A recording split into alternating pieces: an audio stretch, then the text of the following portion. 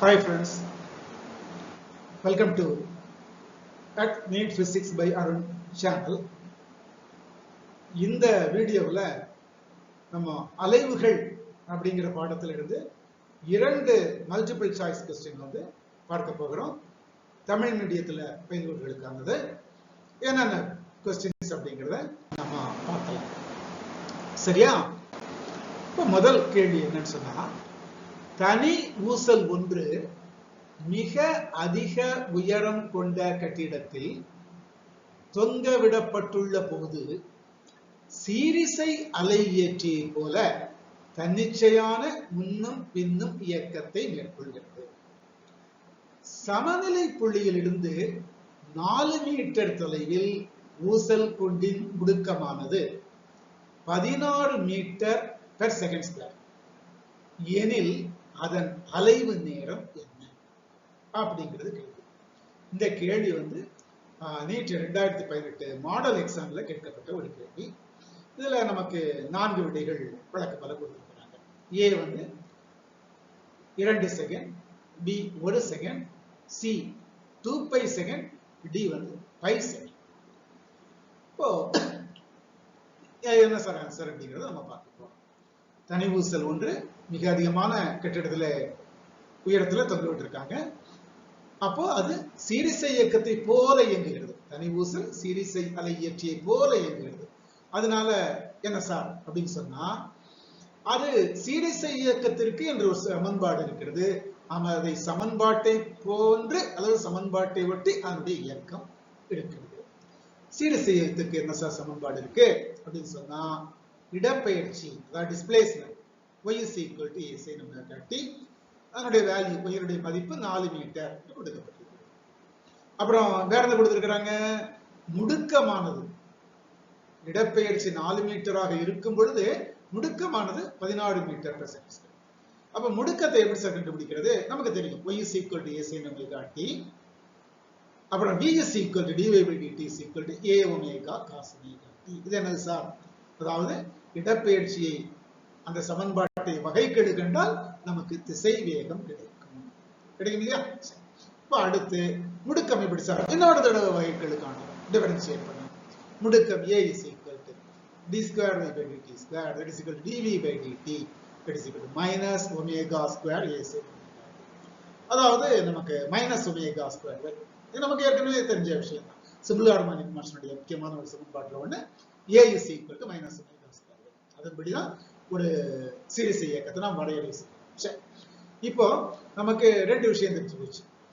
a is equal to minus omega square by அந்த ஆக்சலரேஷனுடைய மதிப்பு 16 metre per second square.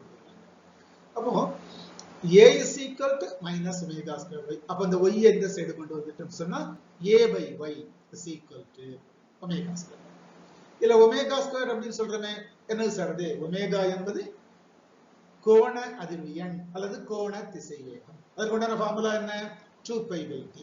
அப்போ omega ஸ்கொயர்னு சொல்லும்போது 2 pi by T the whole square it is equal to 4 pi square by T square. இதுதான் a by y. நம்ம SHM சமன்பாட்டில இருந்து நாம் எடுத்துக்கலாம். இப்போ இந்த a னுடைய மதிப்பு y னுடைய மதிப்பு எல்லாம் நம்ம பிரதியிட்டம் சொல்றோம், சப்ஸ்டிட்யூட் பண்றதுன்னு சொல்றோம் இல்லையா? அந்த அடிப்படையில a by y is equal to 16 by 4 it is equal to 4 by square. 16 by 4 என்னன்னா 4 அங்கு 16. ஓகே, அவ்வளவுதான் முடிஞ்சு போச்சு. அப்போ இந்த t ஸ்கொயர் அந்த side கொண்டோம்னா 4t square is equal to 4 pi square. 4 4 அடிச்சிடலாம். t square is equal to pi square that is t is equal to pi. இப்போ அலைவு நேரம் time period capital T is equal to 5 seconds. அதாவது option D என்பது சரியான விடை. ஓகேயா? இப்போ இதே வீடியோல இன்னொரு கணக்கு ஆசிலேஷன்ஸை பார்க்க போறோம். அதுவும் கூட நீட் மாதிரி ஒரு எக்ஸாமினேஷன்ல கேட்கப்பட்ட கேள்வி. பார்க்கலாமா?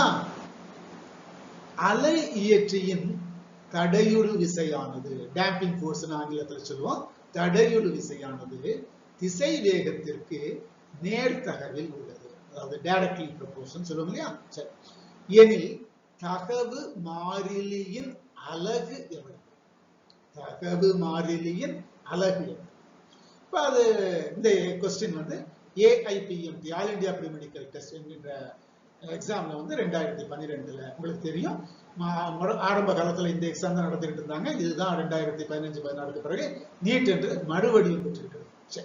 இந்த கேள்வியில் என்ன ஆப்ஷன் சார் இருக்கு?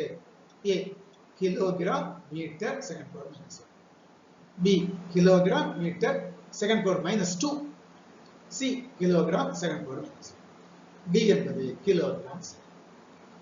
இதுல எது சார் சரியான விடை பார்க்கலாம். சொல்லியிருக்காங்க இல்லையா, தடையுறு விசை. தடையுறு விசை F என்பது திசை வேகத்திற்கு, அதாவது வெலாசிட்டிக்கு நேர்த்தகவில் உள்ளது. F is proportional to v. வேடம் அடிச்சோம்னா F is equal to kV.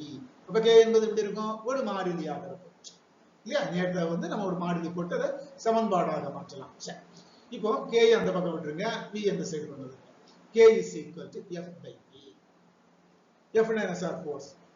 நம்ம வந்து இப்ப அலகு தான் கண்டுபிடிக்க போறோம். அதனால ஃபோர்ஸுக்கு உண்டான ஃபார்முலா என்னங்கிறது நம்ம எந்த ஃபார்முலா இருந்தாலும் யூஸ் பண்ணிக்கலாம். So mass into acceleration ma by v ஏற்கனவே. இப்போ கேட்கான அளவு எப்படி சொல்றது? RHS, அதாவது வலது பக்கத்துல உள்ள அலகு எழுதுவோம். அப்படின்னா இடது பக்கத்துல உள்ள அலகுக்கு சமம். வலது பக்கத்துல என்ன இருக்குது? RHSல ma பை v. m என்ன? மாஸ். அதுக்கு என்ன அலகு? கிலோகிராம். ஏன்னா என்ன? ஆக்சலரேஷன். அதுக்கு என்ன அலகு? Metre second power minus 2. meter per second square சொல்லுவோம்.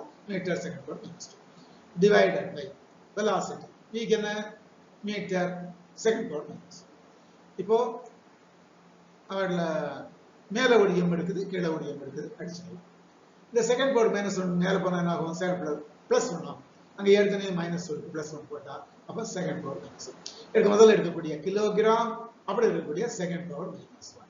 கிலோகிராம் second power minus 1 என்பது தகவு மாறிலி K யினுடைய அலகாக இருக்கும். ஆக ஆப்ஷன் சி என்பது சரியானது. கொடுக்கப்பட்ட ஆப்ஷன்ல சி என்பது சரியானது. சோ இந்த இரண்டு ப்ராப்ளம் வந்து MCQ क्वेश्चन வந்து நம்ம இந்த வீடியோல பார்த்திருக்கிறோம்.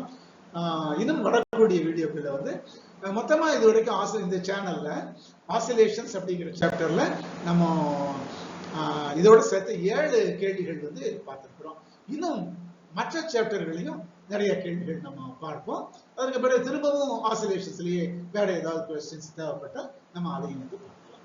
ஓகே, அதுவரை நன்றி. தேங்க்யூ.